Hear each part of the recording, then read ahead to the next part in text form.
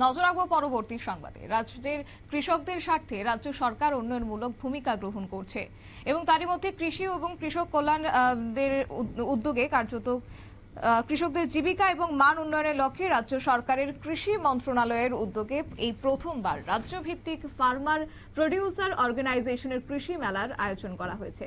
অবশ্য রাজধানীর পূর্বাশার আরবান হাট প্রাঙ্গণে 3 দিন ব্যাপী এই মেলার সূচনা করেছেন রাজ্যের কৃষিমন্ত্রী রতনলাল নাথ। উপস্থিত ছিলেন মেয়র তথা বিধায়ক দীপক মজুমদার, সঙ্গে রাজ্যসভার সাংসদ রাজীব ভট্টাচার্য, কর্পোরেট প্রফেসর অলোক ভট্টাচার্য সহ কৃষি ও কৃষক কল্যাণ দপ্তরের বিভিন্ন আধিকারিকরা। আজকের এই বিষয় প্রসঙ্গে মন্ত্রী রতনলাল নাথের কি বক্তব্য রয়েছে শুনুন।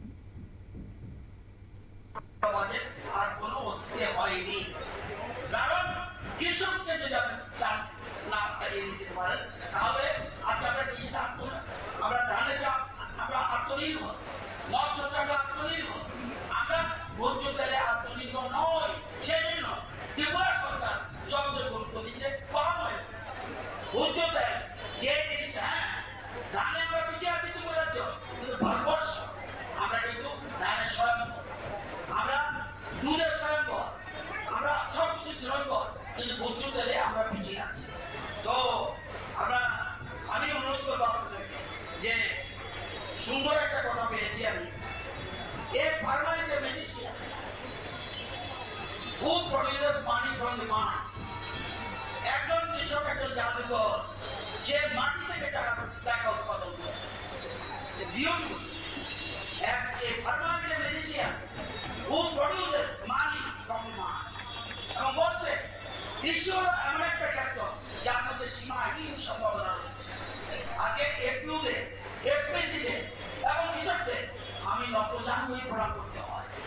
আপনার যে টাকাটা খেতে পারবেন না, এই জন্য আমরা সব জায়গায় এখন কৃষকদের প্রায়োরিটি দিচ্ছি। আপনারা জানেন যে কৃষিতে আগে কত টাকা ছিল কৃষকদের আয় ছিল,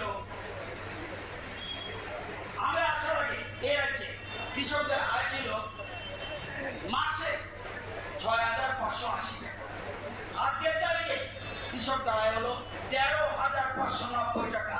আমরা চাই এটি আরো বাড়া, কারণ কৃষক যদি মনে করে আমি কৃষি কাজ বন্ধ করে দেব, কোথায় থাকবে না আগরতলা শহর, আগরতলা শহর কোথায় থাকবে?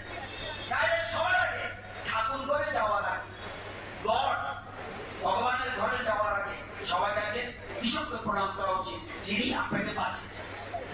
আজকে সেই জিনিসটা সামনে। আপনারা শুনলেন কৃষিমন্ত্রী রতনলাল নাথের বক্তব্য এবং সে সঙ্গে আজকে এই যে মেলা, রাজ্যে প্রথমবারের মতো রাজ্যভিত্তিক ফার্মার প্রডিউসার অর্গানাইজেশন কৃষি মেলার আয়োজন করা হয়েছে। সেখানে শুধুমাত্র রাজ্যেই নয়, একই সঙ্গে আসাম, মিজোরামে 6টি স্টল কৃষকরা তাদের উৎপাদিত পণ্য সামগ্রী নিয়ে মেলায় অংশগ্রহণ করেছেন এবং এই মেলাকে কেন্দ্র করে কৃষকদের উপস্থিতিও ছিল অনেকটাই এবং সেই সঙ্গে ছিল তাদের মধ্যে উৎসাহ।